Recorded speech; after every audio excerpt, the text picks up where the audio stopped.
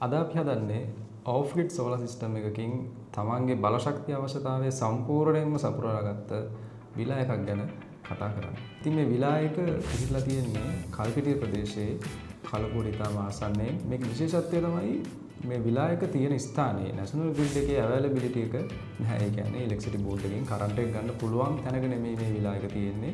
මේක විලායකක් හින්දා මෙතන විශේෂත්වය තමයි මේක ප්‍රමාණයෙන් ටිකක් විශාලයි. ඒ වගේම මේකේ තියෙන ඉලෙක්ට්‍රිකල් ලෝඩ්ස් ප්‍රමාණයත් වැඩි. එයා කන්ඩිෂනර්ස් තියෙනවා, ගීසර්ස් තියෙනවා, ඊට පස්සේ ලයිට්ස් තියෙනවා, සවුන්ඩ් සිස්ටම්ස් තියෙනවා. ඉතින් මේ වගේ විවිධාකාර ඉලෙක්ට්‍රිකල් ලෝඩ්ස් තියෙනවා. ඉතින් මේ ඔක්කොම අපිට පවර් අප් කරන්න වෙන්නේ මේ ඕෆ් ග්‍රිඩ් සිස්ටම් එකකින් හින්දා 20 කිලෝවොට් හයිබ්‍රිඩ් සිස්ටම් එකක් අපි මේ ස්ථානයේ ස්ථාපනය කරලා තියෙනවා. මේ සිස්ටම් එකේ අපි පාවිච්චි කරලා තියෙනවා 20 කිලෝවොට් ලිතියම් අයන් ෆොස්ෆේට් බැටරි බැංක් එකක්. විශේෂම දේ තමයි මේක අපි ඇසෙම්බල් කරලා තියෙන්නේ Phoenix Solar Solutions අපේ සමාගම විසින් ලංකාවේ. ඉතින් මේක හයි වෝල්ටේජ් බැටරි එකක්. ඒ කියන්නේ බැටරි වෝල්ටේජ් එක 400 volts DC තියෙනවා.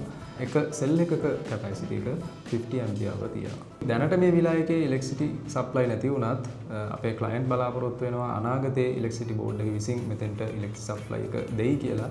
ඉතින් මේ හම්බුන කාලෙක මේ ක්ලයන්ට් පුළුවන්කම තියෙනවා අපි මේ සවි කරලා තියෙන හයිබ්‍රිඩ් සිස්ටම් එක ඉලෙක්ට්‍රිසිටි බෝඩ් එකට කනෙක්ට් කරලා දවල් කාලේ එනර්ජි එක්ස්පෝර්ට් කරන්න. මේ කතා කරන වෙලාවේ මේ විලායකේ ඉලෙක්ට්‍රිසිටි CB ඉලෙක්ට්‍රිසිටි සප්ලයි නැති හින්දා මේ ක්ලයන්ට් තමන්ගේ බල ශක්ති අවශ්‍යතාවය සම්පූර්ණයෙන්ම සපුරා ගන්න මේ පද්ධතියෙන් දවල් කාලේ මෙයාට ෆ්‍රීඩම් එක තියෙනවා තමන් කැමති ඉලෙක්ට්‍රිකල් ලෝඩ්ස් රන් කරන්න සහ රාත්‍රී කාලයේදී අපේ එනර්ජි ස්ටෝරේජ් සිස්ටම් එකේ එහෙම නැත්නම් බැටරි එකේ ගබඩා වෙලා තියෙන ශක්තිය ආධාරයෙන් තමයි එයා කන්ඩිෂනර්ස් ලයිට්ස් ඊට පස්සේ ගීසර්ස් මේ හැමදේම පවර් අප් කරගන්නේ. ඉතින් මේ සිස්ටම් එක සයිස් කරනකොට අපි ගොඩක් සැලකිලිමත් වුණා මෙතන තියෙන ඉලෙක්ට්‍රිකල් ලෝඩ්ස් මොනවද කියලා අඳුනගන්න සහ ඊට ගැලපෙන ඉන්වර්ටර් එකක් සිලෙක්ට් කරගන්න සහ බැටරි බැංක් එක හරියට සයිස් කරගන්න. ඒ වගේම සෝලාර් PV array එක ඔප්ටිමලි සයිස් කරගන්න. ඉතින් ඉස්සරහටත් අපි බලමු කොහොමද දැන් කාලේ අලුත් ට්‍රෙන්ඩින් ටෙක්නොලොජිස් එක්ක ඉලෙක්ට්‍රිසිටි බෝඩ් එක මත ඩිපෙන්ඩ් වෙන්නේ නැතුව තමන්ගේ ඉලෙක්ට්‍රිසිටි අවශ්‍යතාවය සපුරා ගන්නේ සහ ඒ වගේ කරන